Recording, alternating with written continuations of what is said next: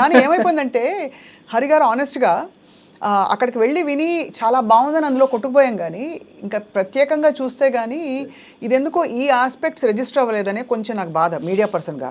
ఇప్పుడు మీ పేరు కూడా ఇంకా కొంచెం అందరికీ 10 మందికి తెలియాలనే ఫీలింగ్. చెర్రీ ఇప్పుడు ఎంత బాగా ఈ పాట చెప్పారు మీరు, ఎంత బాగా పాడాడు. అది భగవంతుడు చూస్తారండి, ఒకసారి మనకి ఒక ఆపర్చునిటీ చాలా మంది డిప్రెస్ అయిపోతారు, తీసుకొస్తారు. కరెక్ట్ అండి. అంటే నేను ఒకటి నమ్ముతానండి, మీరు అన్నట్టు బయటికి రాలేదని అంటే కనుక ఆ డిప్రెషన్ ఇవన్నీ అంటే due to the lack of experience అండి ఇవన్నీ వచ్చేది. ఒక స్టేజ్లో మనకి కొత్తగా వెంటనే ఏ ఎక్స్పీరియన్స్ లేకుండా మనకి వెంటనే సక్సెస్ వచ్చేసింది అనుకోండి, మనకి దాని వాల్యూ తెలియకపోవచ్చు అండి. అంటే ఒక ఇల్లు సింపుల్గా చెప్పాలంటే మీరు ఒక ఓవర్ నైట్ లాటరీలో మీరు ఒక ₹1,00,00,000 సంపాదించేసి ఇల్లు కట్టేస్తే దాని తాలూకా ఉండే ఏమంటారు ఆ నెక్టార్, ఆ జ్యూస్ని మీరు ఎంజాయ్ చేయలేరు. అవును, మీరు పడాలి, కష్టపడాలి, 10 సంవత్సరాలు దెబ్బలు తినాలి, ఒక ₹10 పోగొట్టుకోవాలి, ₹11 సంపాదించాలి, అందులోంచి మీరు ఆ ఇల్లు కట్టాలి, అప్పుడే మీకు ఆ తృప్తి ఉంటుంది.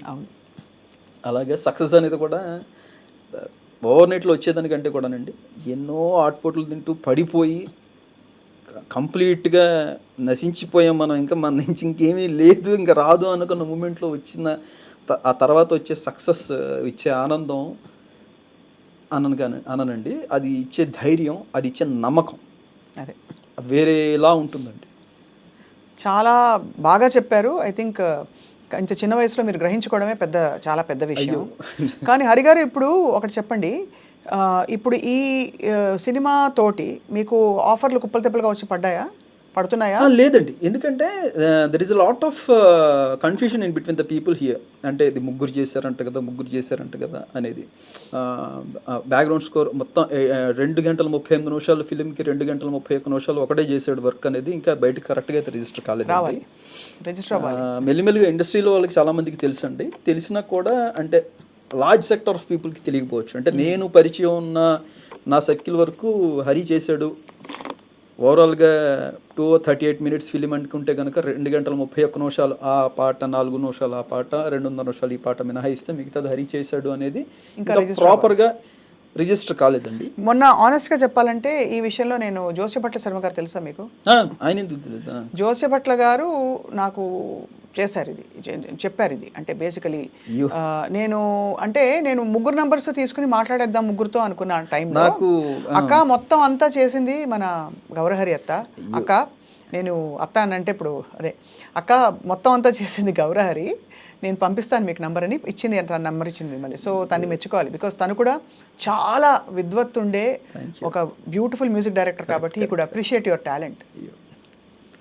చాలా నాకు బాధ అనిపించేది ఏంటంటే కనుక దీంట్లో ఏమైపోయిందంటే చాలామంది సోషల్ మీడియాలో వాళ్ళని ట్యాగ్ చేస్తున్నప్పుడు నాకు అనిపిస్తూ ఉంటుంది వాళ్ళు ఎక్కడ బాధపడతారో. ఇప్పుడు అంటే మనది కానీ మనకు ఆపాదించినప్పుడు మనకి చివుక్కుమంటుంది కదా, మనం చేసింది మనకు ఆపాదించి పోగొట్టడం అనేది సంతోషమే, కానీ ఇది మనకి ట్యాగ్ చేస్తున్నప్పుడు ఎక్కడైనా నేను అందరికీ చెప్తూ ఉంటాను, లేదంటే ఆయన ఇది చేశారు గబుక్కుని వాళ్ళు బాధపడచ్చు అనేది చెప్తూ ఉంటా. బట్ ఎనీవేస్ నాకు సెకండ్ హాఫ్లో అవి రెండు కూడా చాలా మేజర్ సీక్వెన్స్లు చాలా బాగా చేసి ఇచ్చారు, ఎందుకంటే ఎక్కడ అతుకుల్లా లేదు, ఎవరో ముగ్గురు చేశారు అన్నట్టు లేదు, అంత ఫ్లోలో వచ్చేసింది. అంటే అది నా పనే కదండి, ముందు వెనకాతలు చూసుకోవాల్సిన బాధ్యత నాదే. అవును, ఆ పాటకు ముందు వెనకాతల తల తొక్కకి పెడితే ఆ కాంటాక్ట్ సెట్ చేసి కరెక్ట్ గా సెట్ చేయాలి. నేను బ్యాక్గ్రౌండ్ స్కోర్ చేసేటప్పుడు ఆ పాట ఒకటి అతుక్కున్నట్టు వస్తే కనుక అది నా ఫెయిల్యూర్ యాజ్ బ్యాక్గ్రౌండ్ స్కోర్ చేసిన నా బాధ్యత అది కంప్లీట్గా, దాన్ని ముందు వెనకతలు కరెక్ట్గా చేయటం అనేది. అంతే, చాలా కరెక్ట్గా చెప్పారు మీరు. ఇప్పుడు మీరు అన్నట్టు ఇంకా తెలియాల్సి ఉంది జనానికి.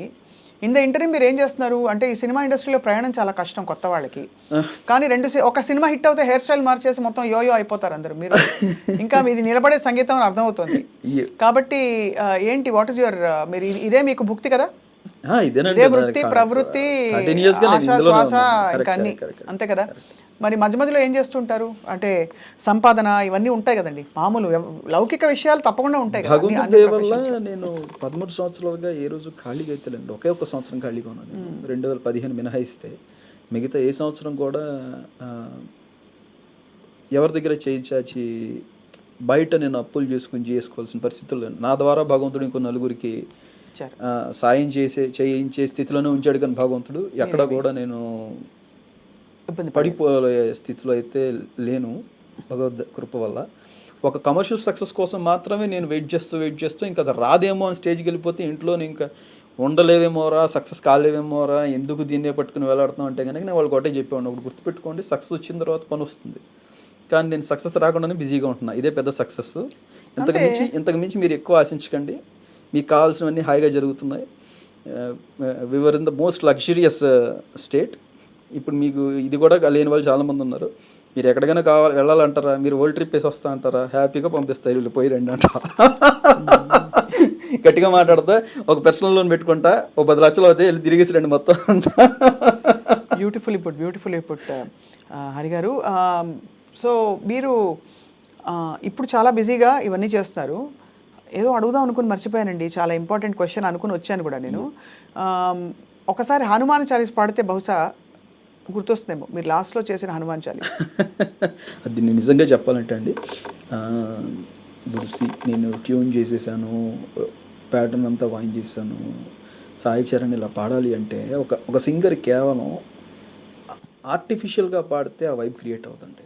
వాళ్ళల్లో కూడా భక్తి అనేది ఉండాలి. అంటే నేను జస్ట్ చెప్పేది చాలీసా కాబట్టి భక్తి అని కాదండి, చేసే పని మీద భక్తి అంటున్నాను. అది కరెక్టే. ఇప్పుడు నిజంగా నా ప్రోగ్రామర్స్ వాళ్ళు ఆ పనిని అంత ప్రేమించి దాన్ని దైవంలా భావించి అలా వాయించారు కాబట్టి దాంట్లోనే ఒక పవర్ జనరేట్ అయింది. నేను అలా భావించి చేశాను కాబట్టి ఆ ట్యూన్లో ఒక పవర్ జనరేట్ అయింది. దాన్ని అలా భావించి పాడాడు కాబట్టి సాయి చరణ్ దాంట్లో ఒక పవర్ జనరేట్ అయింది. ఇదంతా వెలిసి ఒక స్వామి అందరిలోనూ తన అంశను ప్రవేశపెట్టి చేయించుకున్నట్టుగా అది వింటుంటే వచ్చే పూనకాలకి మాకు మధ్యలో వేరే ఆప్షన్స్ వచ్చాయన్నమాట.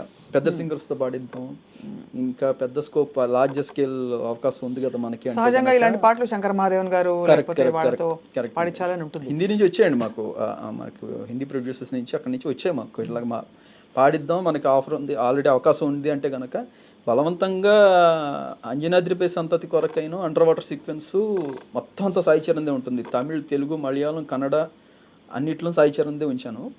ఇంకా అక్కడ మాత్రం నేను పోరాడలేకపోయాను, కానీ శంకర్ మదన్ సార్ పాడారు, అది కూడా చాలా పెద్ద వరం నాకు. శంకర్ మదన్ సార్ లాంటి లెజెండరీ సింగర్తో పాడించుకోవటం అనేది, ఆయన గాత్రం ఇచ్చారు. కానీ చాలీసాకు మాత్రం రిక్వెస్ట్ చేశానండి, దీన్ని ఎవరు ముట్టుకోవద్దు, దాంట్లో ఒక పవర్ అనేది నిక్షిప్తం అయిపోయి ఉంది ఆల్రెడీ, దాన్ని ఎవరు టచ్ చేయడానికి కూడా వీల్లేదని చెప్తే కనుక నాకు ప్రశాంత్ సార్ చాలా పెద్ద సపోర్ట్ ఇచ్చారు. మీరు ఓకే అంటే కనుక ఉంచేద్దాం, లేదంటే వాళ్ళు ఆఫర్ ఇస్తున్నారు మనకి, name any big singer in this country పాడిస్తూ ఉంటున్నారు అంటే కనుక వద్దు, చాలీసాకి సాయి చరణ్ వాయిసే ఉండాలి అని చెప్పానండి. అది మీరు హిందీకి దక్షిణాది భాషలకి సెట్ అయ్యేలాగా చేశారు. ఎందుకంటే సంస్కృత వాస్తవంగా చెప్పాలంటేనండి, నేను దేనికి సెట్ అవ్వాలి అని ఫిక్స్ అయ్యి చేయలేదండి.